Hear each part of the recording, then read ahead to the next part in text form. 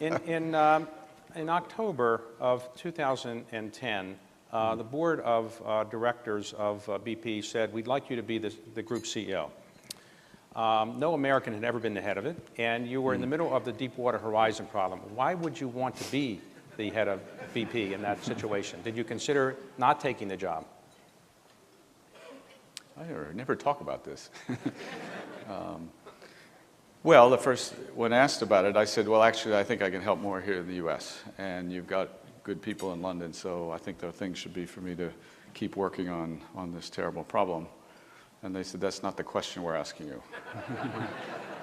So you took the job? So it's a sense of service. In oil and gas, it's a family, it's companies, it's a little bit like the military, I think. You have a dedication to what you do, and everybody's worked with the company for such a long time. So. Okay, so you took the job. No regrets, I assume. Haven't had time to even think about it. We've been really busy. All right. So the Deepwater Horizon problem, accident, 11 people I think were killed. And how much in the end, when you take the settlements, the fines, litigation, everything, how much did BP actually have to pay out in cash so far?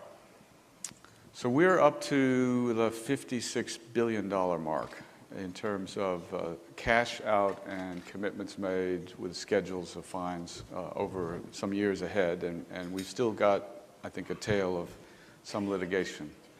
But to be able to do that, of course, we're a much smaller company. We've sold really $75 billion of our assets to meet our obligations and respond to it.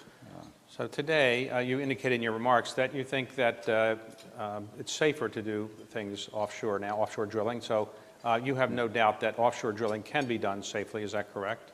I have no doubt about that. All around the world right now, there's offshore drilling going on. BP really was one of the pioneers in the North Sea back in the 1960s. I mean, this was an extraordinary and very, very low probability event that happened. But as always, whether it's aircraft or manufacturing industries of any kind, after an event like this, everybody retools yet again and makes it even safer. So do you think now the public relations damage that was done to BP is largely behind you, or are you still dealing with some of the after effects of that? Well, I don't know what the polls and numbers say about image. Certainly here in the United States, it's taken a long time. I hope people recognize the effort the company made not to walk away from the obligations and keep going and keep investing and keep meeting our obligations.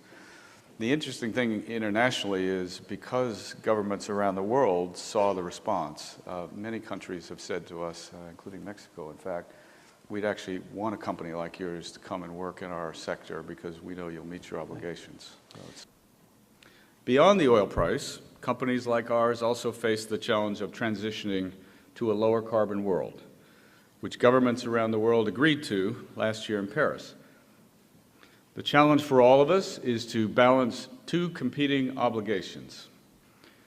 We must curb greenhouse gas emissions to protect our environment, while we also need to provide safe, reliable, and affordable energy that fuels economic growth in the developed world and lifts hundreds of millions of people out of poverty in the developing world. BP welcomed the Paris Agreement, and for years now, we've been determined to be part of the climate solution. Nearly 2 decades ago, we publicly recognized the threat of greenhouse gas emissions and pledged to help address it. In fact, we were widely seen as the first major international oil company to do so. In the years since, we've funded independent research, piloted new technologies, and built low-carbon businesses, ranging from large wind farms in the U.S. to large biofuels operations in Brazil. In fact, I think little known, we currently have the largest operated renewables business of any major oil and gas company. Yet we also recognize that while renewables are the fastest growing form of energy and have great promise, they're not yet ready to assume the burden of powering the world, which is expected to need a third more energy by 2035. In fact, our latest energy outlook projects that under what we believe is the most likely scenario, non-hydro renewables will account for just about 9% of global energy consumption in 2035. In other words, it's simply not feasible to rapidly abandon fossil fuels. I know some people would like to see that.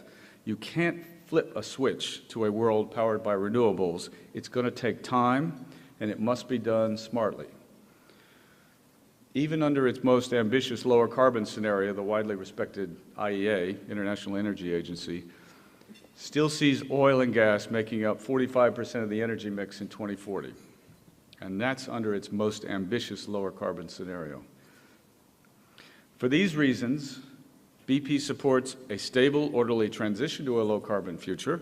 The key elements of this transition will include not only an expansion of renewables, improved energy efficiency, which we can all do, enhanced carbon mitigation technologies, and increased production of natural gas, which can help reduce emissions in the power sector while providing the essential backup fuel for renewables. In fact, over the past decade, as gas production has boomed in the United States, displacing coal and power generation, carbon emissions, which probably most people don't know, have significantly declined here in the U.S. But again, controversially in some cases, but the most important element of a global energy transition, I believe, will be the introduction of a price on carbon. After investing $8 billion in low-carbon energies over the past decade, we've learned the hard way that carbon pricing is crucial to helping renewables compete on a global scale. But it must be done in a way that doesn't favor particular ways to reduce emissions, doesn't discourage the development of still yet unknown technologies, and doesn't disadvantage the United States in global competition.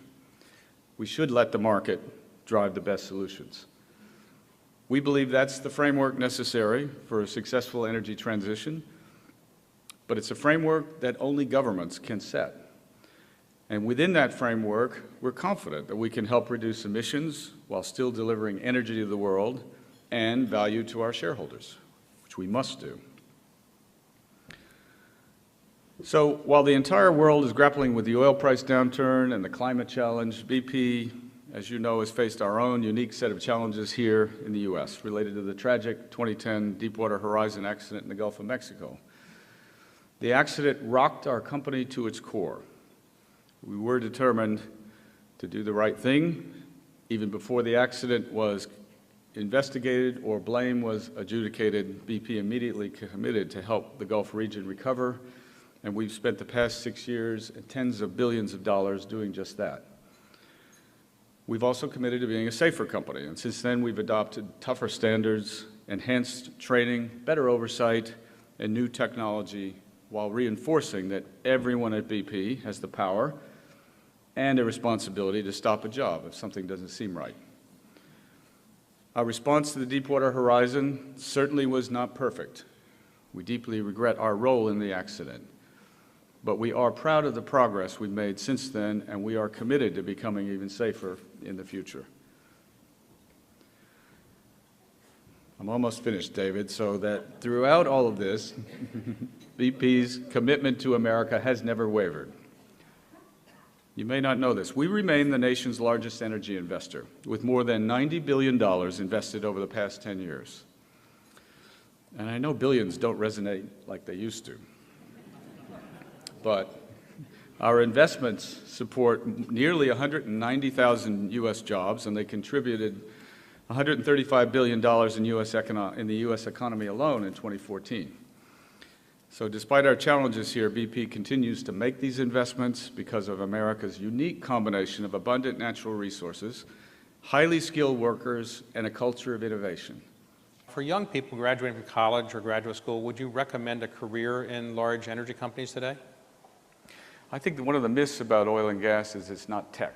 It has no tech in it. It's not high technology. It is one of the most amazingly high-tech areas. The visualization that's done down deep, the work that we do on designing structures and projects is quite exciting for engineers on the high-tech side. It has an image problem, and I think we as an industry need to find a way to make that more attractive for people. One of the most important things that you've done in the United States has been at Prudhoe Bay in Alaska, and your company was responsible for the pipeline and so forth, but it seems to be declining in terms of the barrels of oil you can get. So what are you planning to do, if anything, to replace those barrels of oil you're getting out of Alaska? Can you do more drilling, or is it prohibited by the United States government to do much more?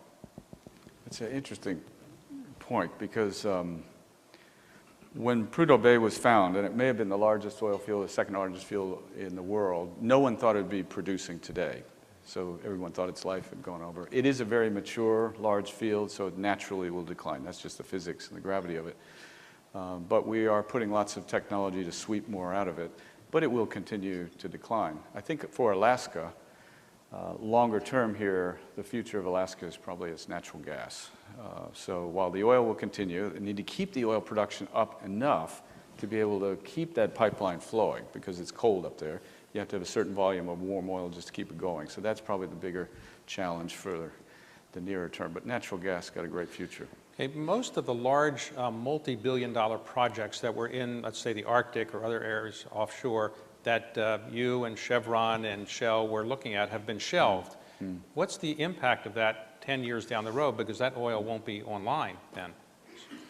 I think that's all part of this trillion-dollar deferral of projects that are not economic at these oil prices. And so they will be put off in time. Remains to be seen whether they'll be developed. But certainly in the Arctic, there are projects today going on in Norway, and Russia is looking at Arctic projects. So it does come down to the fundamental economics of the price.